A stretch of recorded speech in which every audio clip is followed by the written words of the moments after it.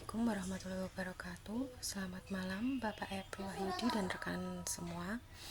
Saya akan mencoba menjawab dan menganalisa mengenai akibat hukum dari diterima atau ditolaknya eksepsi absolut yang diajukan oleh tergugat yang diputuskan melalui putusan sela oleh hakim. Eksepsi absolut mengenai ketidakwenangan mengadili adalah perlawanan yang menyatakan bahwa pengadilan tempat gugatan diajukan sama sekali tidak memiliki kewenangan untuk memeriksa dan memutus perkara tersebut. Misalnya, karena perkara tersebut seharusnya diadili oleh pengadilan lain. Sebagai contoh, pengadilan tata usaha negara, pengadilan agama, ataupun pengadilan militer.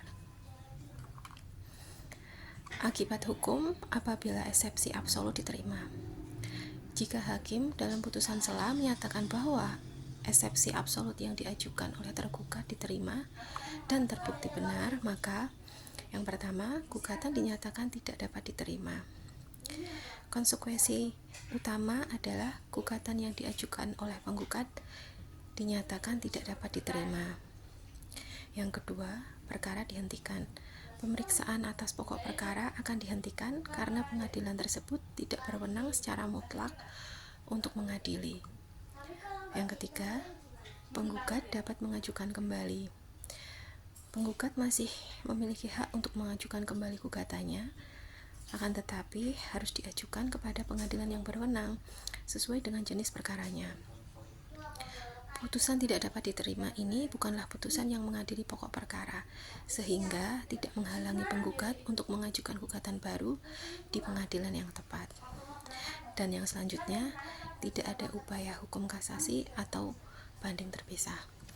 Umumnya, terhadap putusan sela yang mengabulkan eksepsi absolut dan menyatakan gugatan tidak dapat diterima, putusan tersebut dianggap sebagai putusan akhir yang mengakhiri perkara di tingkat pertama.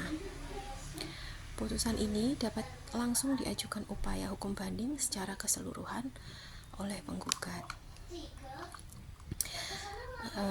Dan selanjutnya, apabila akibat hukum jika eksepsi absolut ditolak. Jika hakim dalam putusan sela menyatakan bahwa eksepsi absolut yang diajukan oleh tergugat ditolak dan pengadilan tersebut memang berwenang untuk mengadili perkara tersebut, maka yang pertama, perkara dilanjutkan.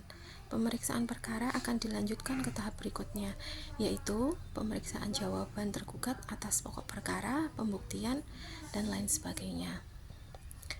Selanjutnya, tergugat tidak dapat banding atau kasasi terpisah. Tergugat yang eksepsinya ditolak tidak dapat mengajukan upaya hukum banding atau kasasi secara terpisah terhadap putusan sela yang menolak eksepsi tersebut.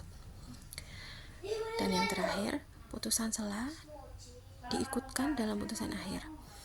Keberatan terhadap penolakan eksepsi absolut terhadap putusan sela harus diikutkan dan baru dapat diajukan dalam memori banding atau kasasi bersama-sama dengan keberatan terhadap putusan akhir atas pokok perkara jika putusan akhir tersebut merugikan tergugat. Putusan sela ini merupakan peran yang penting dalam memastikan tertib acara peradilan dan menjamin bahwa setiap perkara diperiksa oleh lingkungan peradilan yang memang ditunjuk oleh undang-undang untuk mengadilinya. Demikian jawaban dari saya. Wassalamualaikum warahmatullahi wabarakatuh.